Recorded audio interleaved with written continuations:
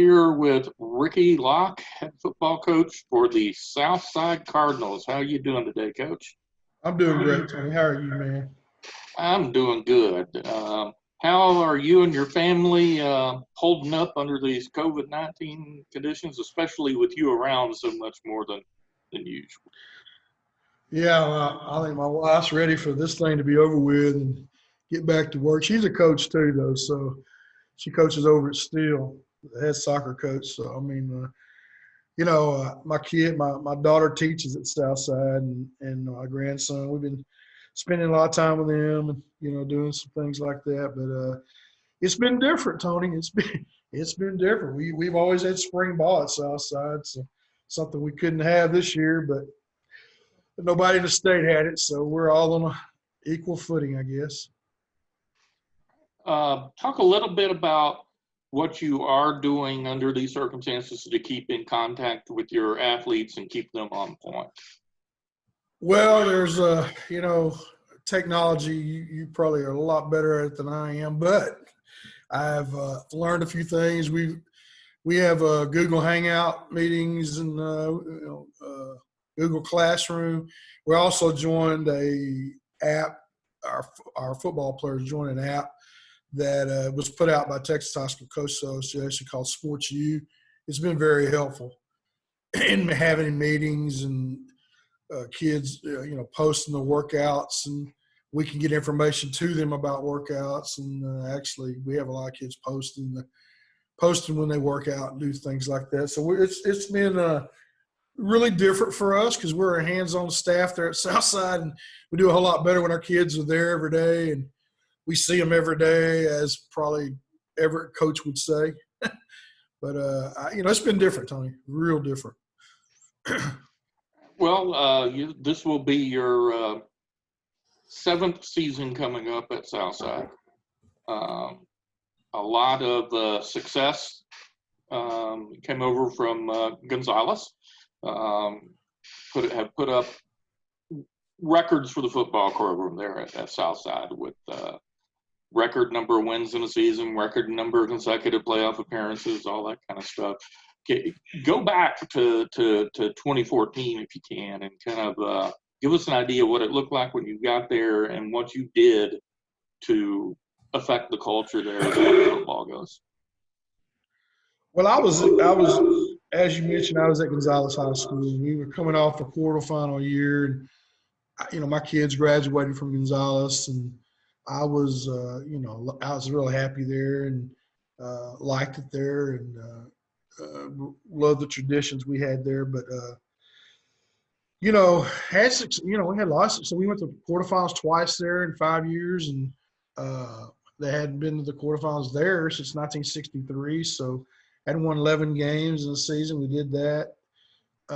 Won 9 again in 13. So we were coming off a pretty good year. And I had no plans on doing anything. And then Ricardo Vela, the superintendent at Southside, showed up, and was in the weight room and watching us work out. And I didn't know him from Adam. And talked to me a little bit. I said I didn't know anything about Southside, and the job was open. And it had a interesting year the year before. I think they let their head coach go in the middle of the year while the season was going on. So it was a strange situation. There's some red flags, but he taught me into going and looking at the kids and the things that he wanted to do there.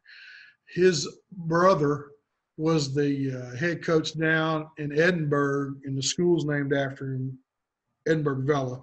So, I mean, they come from an athletic family, and Mr. Vela was a great guy. And he could sell, sell ice to Eskimo. I mean, he was pretty good, at selling things. And he kind of taught me into, made me interested, and got there, watched the kids. They had some hardworking kids, and we were very fortunate. Walked into a senior class that was really hungry to be successful. And they were pretty good athletes. And you would be amazed if you saw them work, that they were 1-9 the year before. I mean, they were hardworking kids, and they really were good kids. And I think they bought into what we were doing real quick there. We didn't have spring ball because I had my staff assembled at that time when I got there. But they bought into what we were doing, kind of flipped the switch for us. Went 8-3 that year. Could easily went 10-1. Ran into Flower Bluff, and they were loaded that year in playoffs. But in fact, we drew them 4 times, so it's a tough draw then. We went on one district in 2017. Went to playoffs again 16. 17 won the district first time since 92, and we didn't share the district. It was shared then, but we won it outright. And then 2018 got beat. We beat Mercedes in the first round. They had never won a playoff game. It's kind of interesting, we won 8 games the first year. They go, "Oh, coach, that's a record here." I was going, "Wow, 8 games. That'll tell you something about the history of the school." They started playing football in 1952, so it's been a hard place to win for people. But I got a great coaching staff. Some guys come in with me: Larry Woothridge, Ron Harper, Chuck Vincent. Chuck was defense coordinator at Lamarck when they won state championship with Coach Irwin. Then went to Marcus, and he came with me. And been here ever since. So, it's been different. The thing that I will tell you is we got here, and 9 months later, my superintendent was relieved of his duties. So it kind of was a scary thing. In fact, next year they'll be on my 6th superintendent in 7 years. So it's and my 6th high school principal. So it's been an interesting thing, administrative. But I've been lucky to keep my staff, a majority of my staff here. And those guys, there's been 8 of them that have been here the whole time with me. And, we've done – and the kids really are the they're the solution to this problem. They bought in and they work hard, man. They get it done. We have some good football players come through here also that have helped things. We got 2 that have been offered and 1 that's already committed, D1 for next year. Micah Young's committed to UTSA. Caleb Camarillo's got offers from Air Force, Army, Colorado State, Navy. We have a few players that can play, so that always helps. But we recruited the hallways and got them out, and they just bought into what we were doing, and it's pretty. Our off season is pretty brutal. We run I guess it's everybody talks about having hell week or boot camp and all that stuff. We kind of have it all year long, so it's pretty tough. But I've been very fortunate. So touched on it a little bit, but touch on it a little bit more if you don't mind. What can we look for the Cardinals because we are going to play football this fall. When we hit the field this fall, what can we look forward to from the Cardinals? Well, we got 8 starters coming back on defense, and we were pretty decent. We were pretty good on defense last year. We got 8 coming back. We got a 2-time All-State middle linebacker coming back. We got a bunch of all-district players, 4 or 5 all-district players coming back on that side of the ball. We get our free safety back. He was injured last year, but Matthew Reyes. So we're excited about him getting back because he had a knee injury the first game of the year, and he was a really good safety. So we're excited about that. We got a 6'6" junior quarterback to be that is, we've been very fortunate quarterback. I had a quarterback, Alejandro Escamilla, here for the last basically 4 years, but 3 years he was a starter, and he's won more than any games as a quarterback in history. He's also the all-time leading passer in school history. And we're going to miss his leadership. We'll miss him, but, we got one coming. Richard Torres has a strong arm. He's going to get a lot of eyes on him because of his height and his arm strength. So we're excited about him. Camarillo is a flyer. He's ran a 10.600 as a sophomore, and he'll be back for his senior year next year. He had 2,000 all-purpose yards. Excited about him. Rivas, Salinas. We got some players. Wilkerson. We're excited about what we got coming back. Offensive line, got 2 starters back there, but 4 guys that played a lot.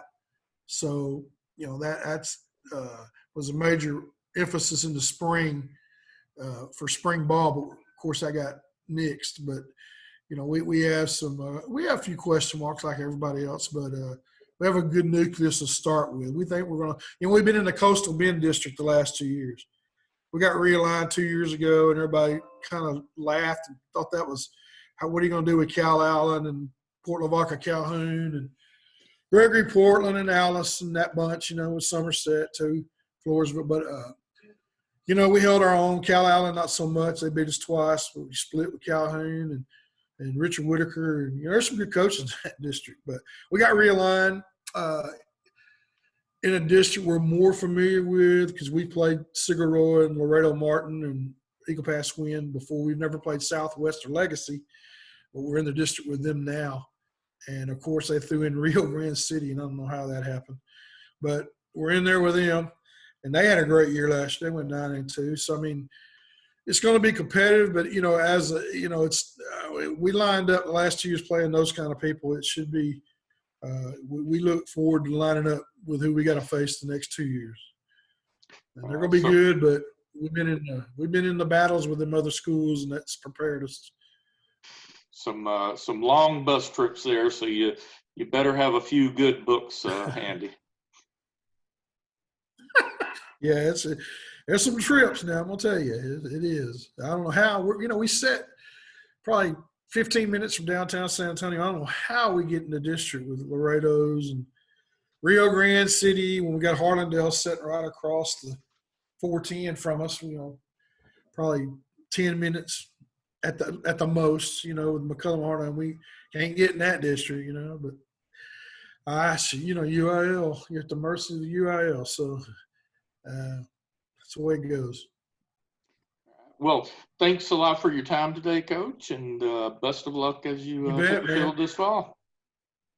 We will, and I appreciate y'all. I appreciate what you do for high school football and our coaching fraternity, man. You're a big supporter, and we appreciate that, Tony.